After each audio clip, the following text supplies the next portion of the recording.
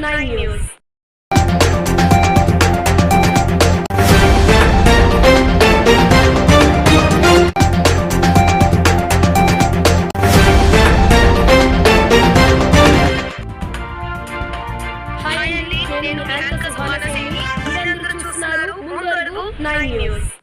Hi అండి, నమస్కారం. ఈరోజు మీ అందరికీ కూడా ఒక మంచి విషయాన్ని చెప్పాలనుకుంటున్నాం. వైజాగ్ సిటీలో ప్రజెంట్ ఉన్న ప్రజలందరికీ కూడా ఈ న్యూస్ ప్రతి ఒక్కరికి వెళ్ళాలి. ఎందుకంటే మనం ఈరోజు తాగుతున్న మంచిలు ఒక కల్తీ వాటర్ వస్తుంది. కల్తీ వాటర్ అంటే ఎవరో కల్తీ చేస్తున్నారని కాదు, మనకి వచ్చే వాటర్ పైప్ లైన్ సరిగా బాగోకపోవడం వల్ల కాలువ దగ్గర ఉన్న పైపులు లీక్ అవడంతో ఆ వాటర్ అందులో మిక్సింగ్ అయ్యి రావడం జరుగుతుంది. మొన్నే రీసెంట్గా 31వ వార్డులో వాటర్ సరిగా మంచి వాటర్ రాలేదని చెప్పేసి అక్కడున్న ప్రజలు కూడా ముందుకు రావడం జరిగింది. అయితే మీ అందరికీ కూడా చెప్పాల్సిన విషయం ఏంటంటే ప్రతి ఒక్కరు కూడా మంచిలు మార్నింగ్ పూట కాలేజీలో వచ్చినప్పుడు నీళ్ళు పట్టుకునేటప్పుడు వాటర్ స్మెల్గానే వస్తే కంపల్సరీగా మీ దగ్గరలో ఉన్న నాయకులకు కానీ అదేవిధంగా మున్సిపాలిటీ సిబ్బంది కానీ కంప్లైంట్ చేయండి. ప్రతి ఒక్కరు కూడా ఈ నీళ్లు గోరువెచ్చగా మరపెట్టుకొని మీ పిల్లలకి నీళ్ళు ఇచ్చినట్టయితే మీ ఆరోగ్యాలు బాగుంటాయి. అదేవిధంగా ఈరోజు ఈ విషయంపై రౌండ్ టేబుల్ సమావేశం ఏర్పాటు చేయడం జరిగింది. ఆ రౌండ్ టేబుల్ సమావేశంలో వాళ్ళు ఏం మాట్లాడేది వాళ్ళ మాటలోనే తెలుసుకుందాం. సబ్జెక్టు ముఖ్యంగా ఏంటంటే మంచినీటి కలుషితాన్ని అరికట్టండి, అలాగే పారిశుద్ధ్యాన్ని మెరుగుపరచండి, విశాఖ ప్రజల యొక్క ఆరోగ్యాన్ని కాపాడండి. పక్షం రోజులు అంటే ఒక 15 నుంచి 20 రోజులు పక్షం రోజులు మీరు మున్సిపల్ కార్పొరేషన్ జీవీఎంసీ ఒక ప్రత్యేక కార్యక్రమాన్ని తీసుకోవాలి. అంటే ఒక టార్గెటెడ్ ఆబ్జెక్టివ్తోని వీటన్నిటిని కంట్రోల్ చేయడానికి వీటన్నిటినీ కూడా మొత్తం ప్రజలకి మంచి నీరు, త్రాగునీరుని, మంచి నాణ్యమైన త్రాగునీరుని విశాఖ ప్రజలు అందించడం కోసం Visakhapatnam municipal corporation greater Visakha కృషి చేయాలని చెప్పి అది మా ముఖ్య ఉద్దేశం. ఎందుకంటే మనకు తెలుసు రాష్ట్రం వ్యాప్తంగా చాలా చోట్ల మంచినీరు కలుషితం అయిపోయి కారణంగా చాలా చోట్ల మరణాలు సంభవించినాయి. అది గుంటూరులో కావచ్చు, లేకపోతే కాకినాడలో కావచ్చు, విజయవాడ ఎన్టీఆర్ కృష్ణా జిల్లా జగ్గపేటలో కావచ్చు.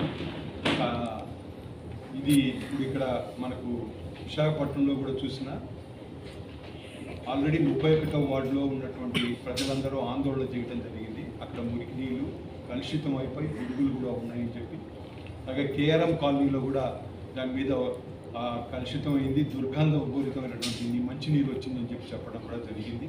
ఇలాంటిదే అనేక చోట్ల ఉంది.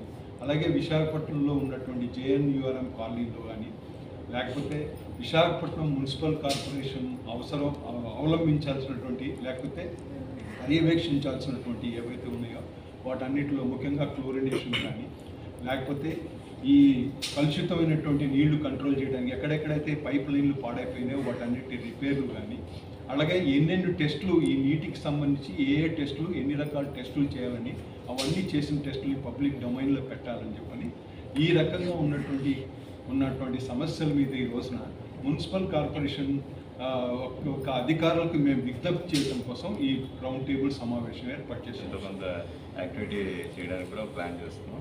దాంట్లో ఏంటంటే ప్రత్యేకంగా పిల్లల్ని ఎట్లా జాగ్రత్తగా వాళ్ళకి మంచి వాటర్ని ఇవ్వడం, మనం అంటే మున్సిపాలిటీ సప్లై చేయడంలో ఫెయిల్ అవుతున్నప్పుడు మన జాగ్రత్తలు తీసుకొని మనం రాకుండా ఎట్లా కాపాడుకోవాలంటే బేసిక్గా ఇప్పుడు అందరూ బాటిల్డ్ వాటర్ అన్నీ వాడుతున్నారు ఎక్కువ మంది. దాంట్లో కూడా boiling and cool water is best always. So maximum మన అందరిలోనే గ్యాస్ ఉంటుంది, అన్నీ ఉంటాయి కాబట్టి నీళ్లు మరిగించి ఇంట్లో ఉంచుకొని దాన్ని పిల్లలకి కానీ పెద్దలు కానీ ముసలి వాళ్ళకి చేయడం అనేది ఫస్ట్ మనం చేయాల్సింది. అండ్ దెన్ మిగతా యాక్టివిటీస్ అన్నీ కూడా అధికారులు చేయాల్సింది వాళ్ళు చేస్తారు. ప్రైమరీగా మనం అది చేసుకోవాల్సి ఉంటుంది. సో అలా చిన్న చిన్న స్టోరేజ్ ఉన్న చెత్త కలెక్షన్ ఉన్న, సో చుట్టుపక్కల కలెక్షన్ ఉన్న వాళ్ళు ఐడెంటిఫై చేసి ప్రజలు కూడా పాజిటివ్గా తీసుకొని ఆ వాటర్ స్టోరేజ్ లేకుండా కొబ్బరి చెప్పులో పడేయడం, కొబ్బరి బొండాలు మెయిన్ ఉంటాయి రెండు, అవన్నీ కూడా లేకుండా ఉంటే డెంగ్యూ అనేది మనకి రాకుండా ఇది అవుతుంది, మనకి ప్రొటెక్షన్ అవుతుంది. సో మన ఇంట్లో మన జాగ్రత్తలు తీసుకోవడం అనేది మోస్ట్ ఇంపార్టెంట్. వారికి రిమైండ్ చేస్తూ అదేవిధంగా పబ్లిక్ కూడా అవేర్నెస్ క్రియేట్ చేయాలని చెప్పేసి చెప్పడానికి ఈ సమావేశం అయింది. అయితే ఇక్కడ ముఖ్యంగా అబ్జర్వేషన్ చేసింది ఏంటంటే వాటర్ లైను ఓపెన్ డ్రైన్స్ పక్కనే వెళ్తున్నాయి.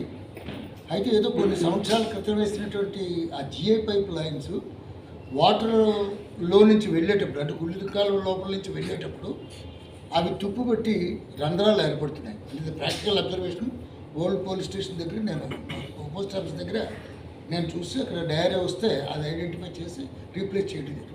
సో ఆ గొట్టాలు ఖాళీగా ఉన్నంతసేపు ప్రాబ్లం ఏం లేదు, వాటర్ వెళ్ళేటప్పుడు ప్రాబ్లం లేదు. కానీ డ్రైన్స్ ఎప్పుడైతే నిండిపోతున్నాయో ఈ రంధ్రాలు పడినటువంటి గొట్టాల్లోకి ఈ మురికి నీరు దీంట్లోకి ఎంటర్ అయ్యి డ్రింకింగ్ వాటర్లో కూడా కుళాయిల ద్వారా వస్తున్నాయి. అది ఇప్పుడు కేఆర్ఎం కాలనీ దగ్గర ఉన్నటువంటి ప్రాబ్లం వారు చెప్పారు. నేను డిఎంఎండ్గా ఉండేటప్పుడు ఓల్డ్ పోస్ట్ ఆఫీస్ దగ్గర పెట్టాను, చూశాను. సో ఇక్కడ ఏంటంటే ఆ వాటర్ లైన్స్ని రీప్లేస్ చేసి అబౌవ్ ది గ్రౌండ్ డోర్ కనెక్షన్స్కి ఇచ్చేటట్టుగా ఎక్కడైతే డ్రైన్ నుంచి వెళ్తున్నాయో అవి రీప్లేస్ చేయడం అన్నది నెంబర్ 1 ఒకటి. రెండోది ఏంటంటే అవేర్నెస్ పబ్లిక్లో కూడా కొంచెం క్రియేట్ చేయవలసి వస్తుంది. కారణం ఏంటంటే ఫ్రెష్ వాటర్ స్టోరేజ్ చేసేటప్పుడు స్లమ్ ఏరియాలో పర్టికులర్గా వాళ్ళు 3-4 రోజులు ఎక్కువగా నిల్వ ఉంచుకున్నారంటే వాటర్ ట్యాంక్ అక్కడ లోకల్గా ఉన్నటువంటి వాటర్ ట్యాంక్ వాటి వల్ల అక్కడ మస్కిటోస్ బ్రీడ్ అవుతాయి, లార్వా కూడా అక్కడ పెరగడానికి అవకాశం ఉంది. సో ఈ సీజన్లో మలేరియా కంటే డెంగ్యూ ఫీవర్స్ కొంచెం రావడానికి అవకాశం ఉంది, బికాజ్ ఫ్రెష్ వాటర్ ప్రాబ్లం అది. అదేవిధంగా కుళ్ళిగా